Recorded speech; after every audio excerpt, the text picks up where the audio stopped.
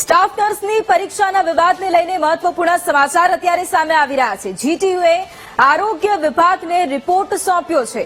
ઉમેદવારોના માર્ક્સ અને answer key અંગે માહિતી આપવામાં આવી છે। આન્સર કીમાં જવાબની પેટર્ન ફોલો કરનારા ઉમેદવારોની વિગત સોંપવામાં આવી છે।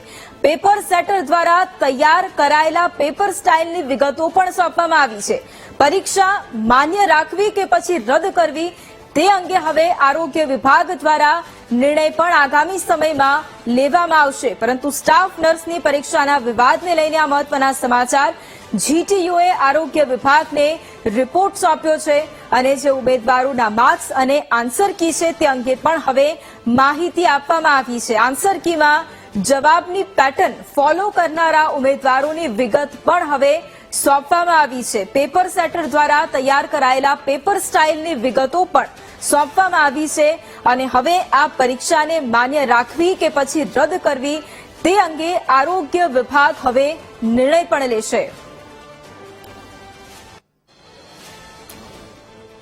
અને આ મુદ્દે સંવાદદાતા મેહુલ ફોન લાઈન પર છે। મેહુલ, સ્ટાફ નર્સની પરીક્ષા કે જેમાં એક છબરડો સામે આવ્યો હતો અને સતત વિવાદ છે તે પણ વકર્યો હતો, હવે જીટીયુએ આરોગ્ય વિભાગને રિપોર્ટ પણ સોંપ્યો છે। શું વધુ જાણકારી? બિલકુલથી વૈભવી, નર્સિંગની જે પરીક્ષા છે તેને ભરતીના જે આ પરીક્ષાનો વિવાદ ફેલાઈ રહ્યો હતો। મુખ્યત્વે જે પ્રકારના જવાબો રજૂ કરવામાં આવ્યા હતો તેને લઈને જે તપાસ સોંપવામાં આવી હતી અથવા જીટીયુને જે પ્રાથમિક રિપોર્ટ જે આપવાનો હતો તે રિપોર્ટ તેમને સોંપી દીધો છે।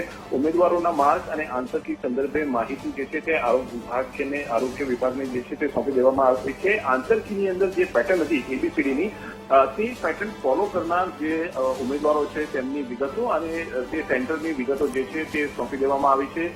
પેપર સેટર દ્વારા તૈયાર કરેલા પેપર સ્ટાઇલની વિગતો પણ આરોગ્ય વિભાગને સોંપી દેવામાં આવી છે અને આ તમામ વિગતોની સમીક્ષા જે છે તે આરોગ્ય વિભાગ કરશે। આ આરોગ્ય વિભાગ આ તમામ સમીક્ષા કર્યા બાદ આખરી નિર્ણય જે છે તે સરકાર સાથે વાટાઘાટો કરીને કરશે અને નર્સિંગની પરીક્ષા માન્ય રાખવી કે રદ કરવી તે અંગેનો નિર્ણય કરવામાં આવશે। એટલે આરોગ્ય વિભાગ જે છે તે રાજ્ય સરકાર સાથે આ સંદર્ભે વિસ્તૃત ચર્ચા અને સમીક્ષા કર્યા બાદ આખરી નિર્ણય કરશે।